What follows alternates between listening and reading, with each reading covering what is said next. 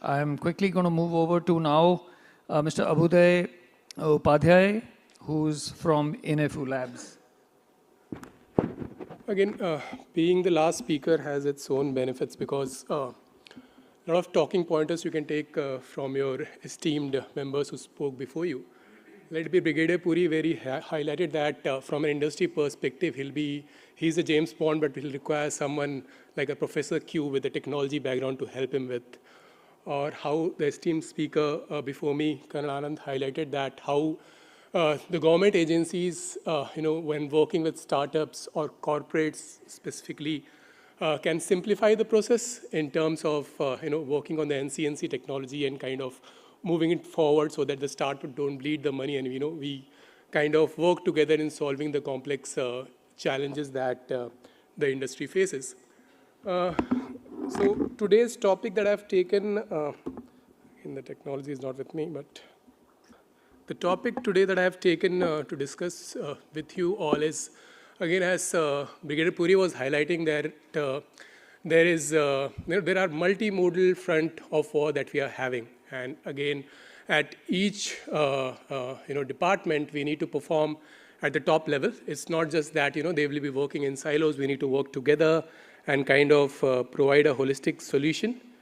So the topic that I'm taken is talking about data fusion that can come from multiple data sources that any defense services might be dealing with.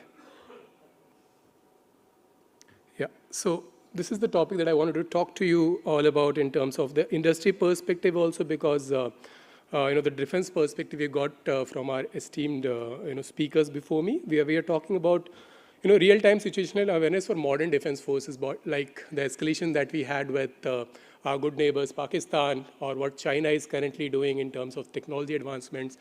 And having a real-time situational awareness is how does it better prepare our defense services? What are the challenges that they are facing currently in terms of the the data overload that we have, and how the industry could cater to it, what kind of solutions are available in the market. That is what I'll cover. So in terms of challenges that we talk about, of course, as Brigadier Puri was mentioning, increased data complexity across borders, across different areas, whether it be the naval services that we are getting or the defense services. We have intelligence coming from, of course, the human intelligence, the signal intelligence. Now the cyber warfare domain has come. There is some information available on the OSINT. So how to kind of correlate all this information and provide a holistic information or holistic actionable intelligence for the people like Brigadier Puri, like James Bonds, who can take action on those intelligence. Again, land, air, sea, space, cyber, multi-domain operations are happening, and there is real-time threat emerging from asymmetric actors. Okay, so we are not only bound by we are not only fighting war with the enemy countries in terms of the soldiers that they're operating, but there are other people also that we need to be taking care of what is happening in the internet domain, what are other forces saying. So all this information needs to be collated and to be presented in a proper format so that the actionable intelligence could be taken on. And then there is a limit to what a person can do. Okay, so manual analysis kind of the response time is pretty delayed, so we will require an AI-based system which could provide quick responses based on all these data sources, so that the people responsible to take decisions on those data could move forward. And then we are looking for an integrated automated decision support ecosystem which could take care of all the multiple data sources it has accessibility to, and then act on that.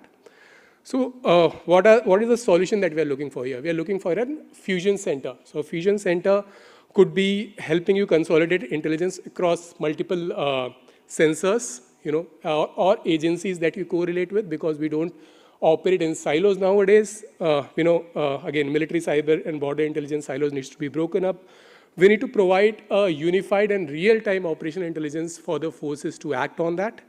We want enhanced decision-making through AI-driven insights. So we have the technology now that we can utilize on all those archaic data sources that we have, and then have important inputs for the forces to work on. Again, if you do a comparison of what is traditional versus AI-driven intelligence, traditional was, again, human-dependent analysis. If I could, most of you will know there is a human incoming, a person is making the report, it goes to a clerking system, it moves forward, and then until it moves to the decision maker, it's only the event has happened and there is 2 weeks or 3 weeks already surpassed. So all these traditional ways are not currently working in this scenario that we are in.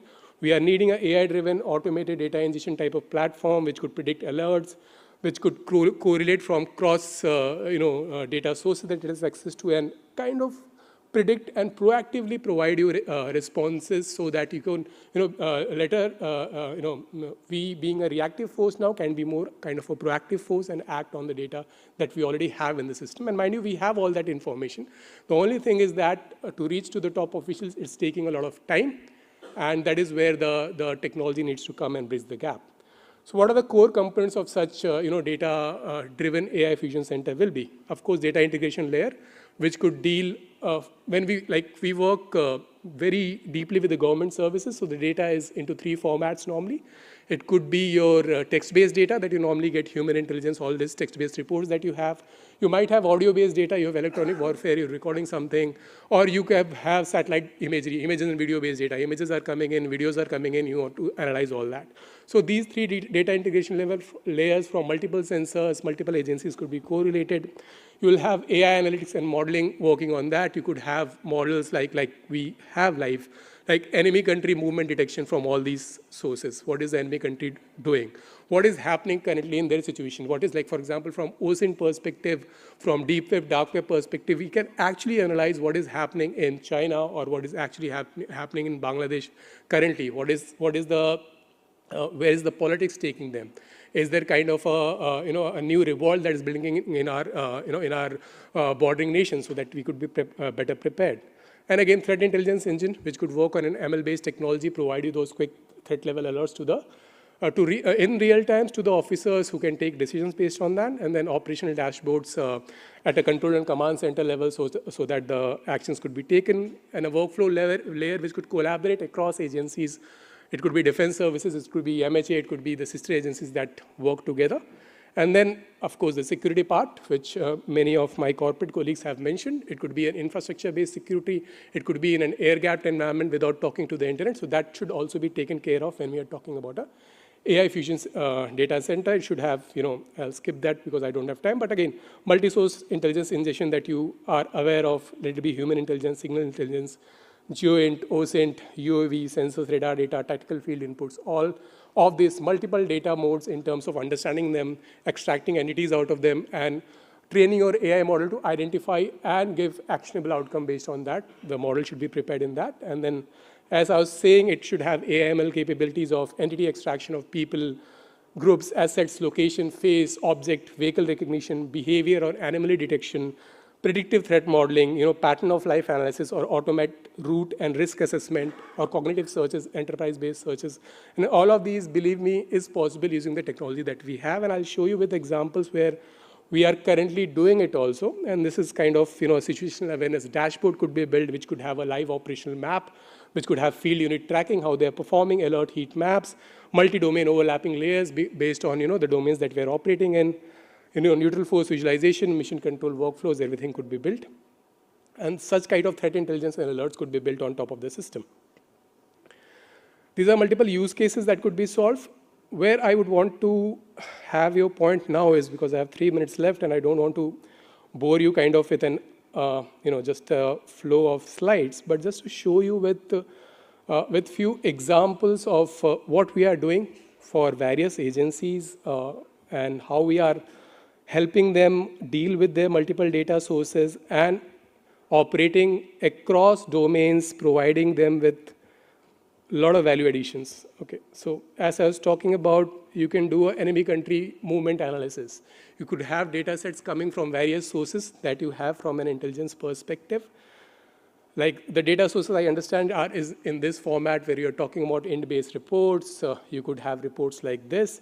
The system could automatically extract entities out of that, geographical locations, what kind of event it was, which type of intelligence it was, surf environment, what happened actually there in terms of, was there a construction activity, infrastructure development, border deployment, decoy bombing, what is the enemy doing? And based on that, based on all these historical data sets, The system could predict for you, what is their action. It is kind of, it's not hallucinating on the data set. For any pointer, it's providing you with the information. You can go ahead and click in real time and understand where the data is coming from. So again, giving you the entire clarity of, the information that it's presenting to you. It has a kind of a base where it's getting from. So again, using all these data sets, we could kind of analyze also how the enemy country is moving, what they are currently doing. Or you could also have this is the time where everybody is talking about generative AI. How could we utilize generative AI in our defense level use cases in helping save precious time? Like for example, you have a lot of data sets and you just want to analyze. For example, a lot of chatter was there that our east neighbors might give J-20 aircrafts to PAF during our escalation, and just the forces want to understand.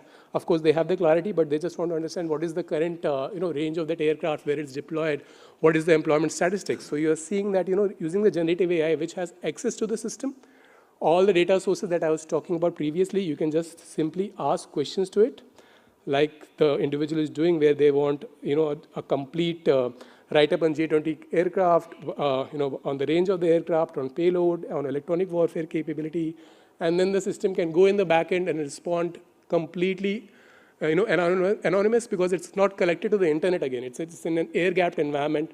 We can train the AI models that are available. We can train the generative AI models to work on your own data sets so that you don't have to rely on a Prophecy GPT or a version which is controlled by forces outside our control. So again, completely offline generative AI model can also work on a system seamlessly and provide you with value additions.